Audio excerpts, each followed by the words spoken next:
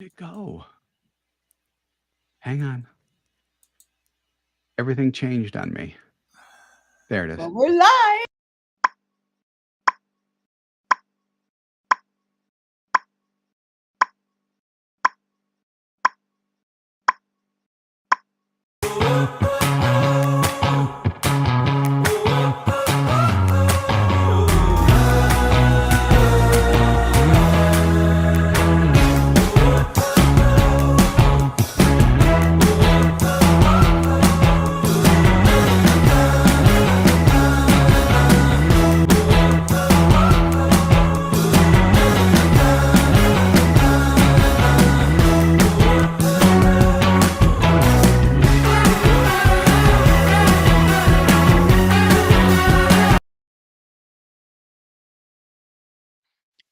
Welcome, everyone. It's time for what we're all waiting for, Making Sales Social Live, coming to you live from the Social Sales Link virtual studios and brought to you by AskSSL.ai. I'm Bob Woods, and I'm joined by Bryn Tillman and Stan Robinson Jr. How y'all doing today? Howdy. Eagles won. Fabulous. It's Eagles, a yeah. fabulous day. Fly, Just Eagles yeah, fly. Bryn is flying high, but she did not, climb up any poles or anything like that No, in because they're all downtown. So greased. You can't climb yeah, up they're them. all greased. So yeah, absolutely. So so with that, let's get into today's topic, which is has to do with influencing. So when you hear the phrase social media influencer, we all have our visions of what that type of person is. So I'm just going to leave that up to your imagination about what that means to you. A micro influencer, however, is someone who is way different than that. We want you to specifically become a micro influencer, not that typical social media influencer. And we especially want to do that on LinkedIn. So before we get into things, I'm just curious, what is a micro influencer to you all in the way that we like to think of one? So it's interesting because ultimately what you're talking about um, is about finding your niche and having a professional voice in that niche to be the go-to person. So ultimately, so I actually believe when we're looking at being a micro influencer, it's very similar to a professional influencer. So I'd Mhm. love to hear your perspective because we have different ones, which is great. I actually think it is about you being the go-to person on a topic, Right. you being the subject matter expert and thought leader on a topic. So a micro influencer is finding kind of your ICP, your ideal customer profile, and socially surrounding them with value and insights and influencing the way that they think about the way they're doing business today. Stan? We're in agreement on that. I think in terms of a very specific niche, an ICP, and then you're one of the resources, if not the first resource that they turn to for relevant, valuable information that serves their needs. So you're not trying to be everything to everyone. Absolutely. You're serving a very specific target audience. Absolutely, and I think that that's probably there are many differentiators between the typical social media influencer and the, more business or professional oriented micro influencer that we're talking about here, and I think that y'all really nailed all of those just in terms of, the social media influencers, they are going after a much bigger audience. One is probably more demographic driven, like 18 to 24-year-old women or something along those lines, essentially. And they're developing content to go after that audience, which is still a defined audience, but our audience in micro influencing is definitely much more professional, much more targeted in in terms of who we're trying to reach out to, and in terms of, actually trying to help them with our content, which what Bryn alluded to. So before we get into the 5 steps that you should take, it's important that you go into this with 2 elements that we've kind of already talked about, but I just want to bring them to the forefront, so that y'all know what to do ahead of time. So, number 1 is create a list of your ideal clients. So, this is where the targeting really starts coming in. And then number 2, listening. And this has to do with social listening. Listen to what your ideal clients care about so that you can put out the type of content that they want to hear, not that the stuff that you want to talk about, because I guarantee you, those are 2 different things. So you really need to have the type of content out there where they can learn about the problems and the situations that they face in their business, and then so that you can, hopefully by the content that you start putting out, to excuse me, to really get people thinking differently about what it is they're doing so that they'll want to ultimately have a call or establish some type of relationship with you. So do we want to start with number 1 and Yeah, talk we're about? gonna start with number 1. Okay, because I wasn't sure if we were moving through. Great. We are moving through. We are moving through. So the 5 steps are, the first one, we talk about this all the time, about anything that you do in LinkedIn. It's especially important here. Optimizing your LinkedIn profile to be value centric. So in other words, we're transforming it from a resume to a resource. We're not talking about you, we're talking about the audience that you're reaching and how you help them essentially, Brent. Yeah, so I mean, this is obviously an area that is vital in ensuring that your thought leadership and your subject matter expertise is highlighted. And one of the things Bob says all the time is, rather than telling them how you can help them, simply help them. And the profile is a really good place to do this, right? This is really an opportunity where you're not just telling them. There is a point where you do have to tell them what you do, but you want to earn the right to get to that point, and you do that through content and value and insights. So when you start positioning your headline to resonate with your buyer and create enough curiosity that they want to keep reading, when they start to read, this is when you start to become that micro influencer, right? You've captured the right people, you've captured their interest. Now you are bringing value in a way that that brings them closer and closer to seeing you as that subject matter expert, as that micro influencer. So making sure that you're positioning your profile in a way that isn't all resume and isn't all pitch, but actually as a resource will help you to earn that title of micro influencer. Yeah. Well said. And you can use your about section, your featured section to, as Bob always says, actually help people. So rather than talking about how we help people, actually give people actionable advice that they can use as soon as they finish reading. Yeah, so one example that I like to cite, and this is where general influencers can be the same as us, is think about that person who does like makeup tutorials. They are showing you exactly what to do. That is actually helping you. So if you can translate that to um to the actual content that you put out, that's probably one way where general social media influencers can be the same or similar to what we're doing. So with that, let's go on to number 2.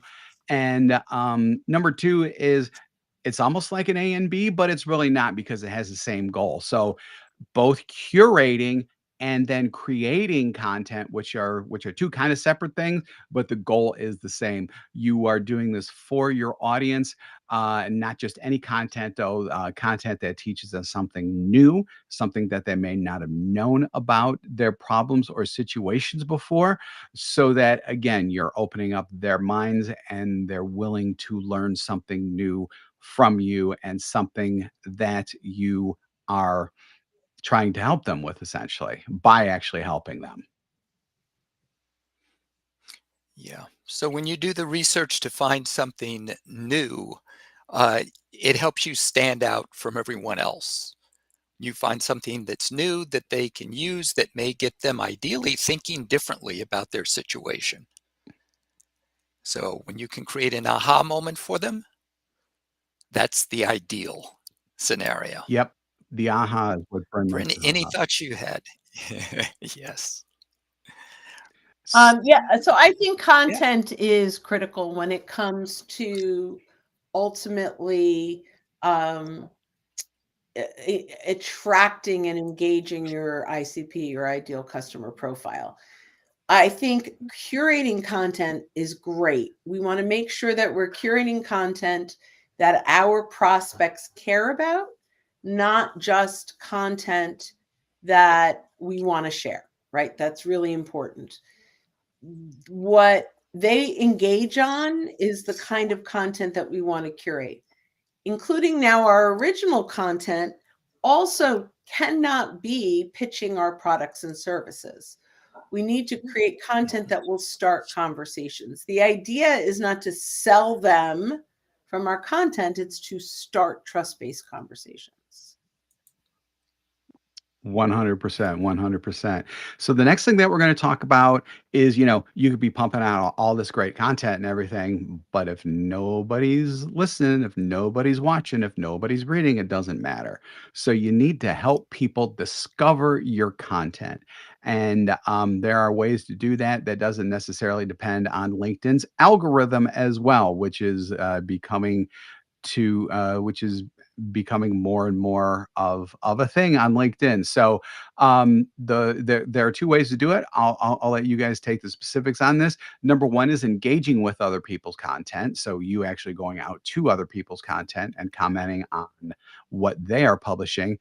And number two, sending your own content to others' inboxes without spamming them, obviously. So sending the content that you think will be truly beneficial to them in whatever it is that they're trying to do in their business.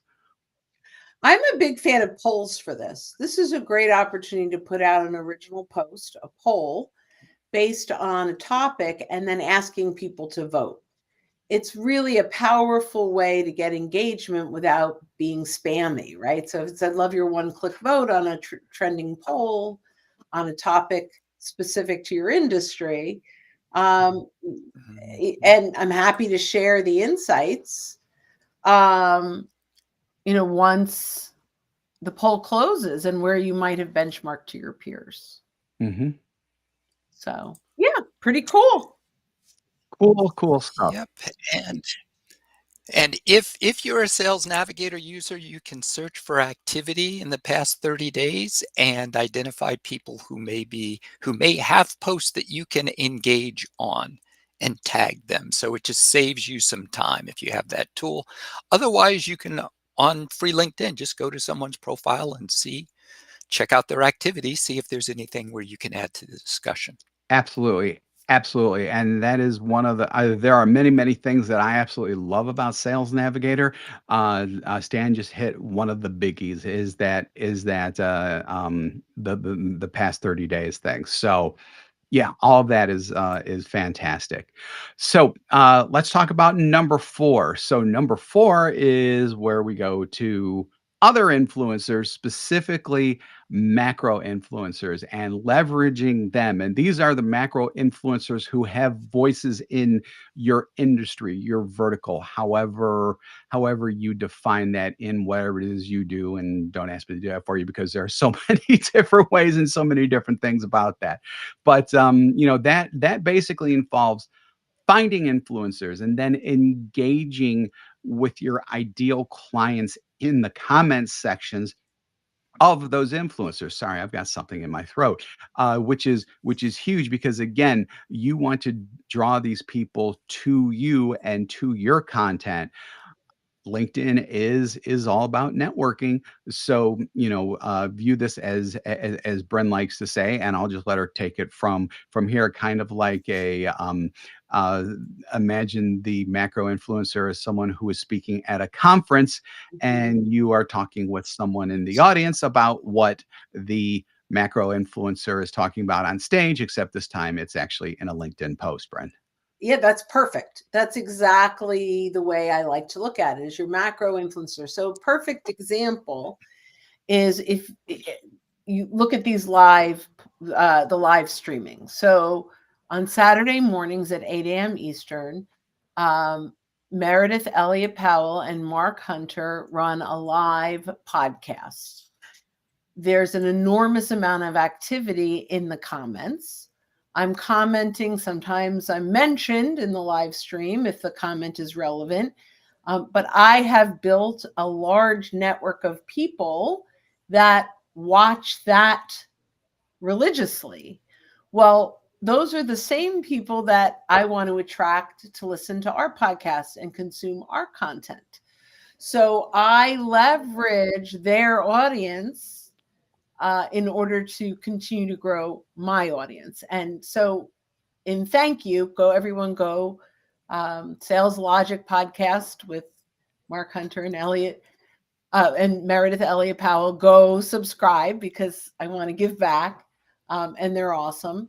But that's a perfect example of macro influencers that are attracting the people that I would like to attract. So to Bob's point, I love this idea of, go find these folks they may not be, and they shouldn't really be your competitor, because then it feels a little like you're poaching, but it should be someone in a parallel vertical, or that selling to the same client that you're selling to, but is not competing with you. And those are absolutely phenomenal people to align with, both with their content and with their network.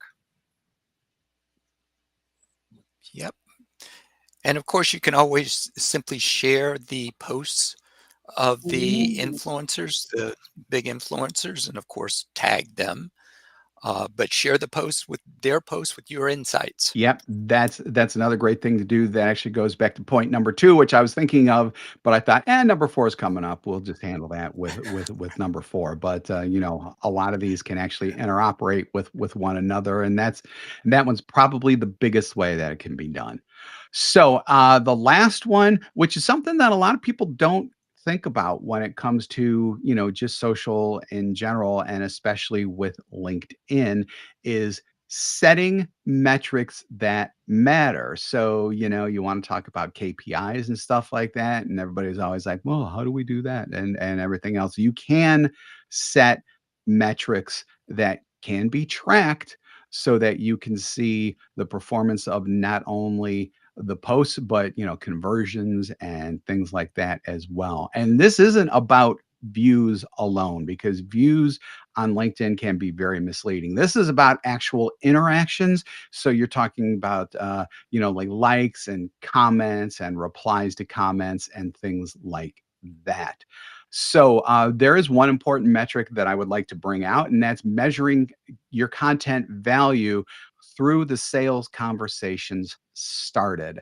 So, hey, I had hey, I commented on this person. We conversed for a little while, and now we're going to have a sales conversation. You put one tick or whatever in that column. Then if it goes through to a close, you can actually get direct ROI from that as well. So you should definitely be tracking metrics off of everything that you're doing, just like everything else that we do in sales that we love to track to see how we're doing.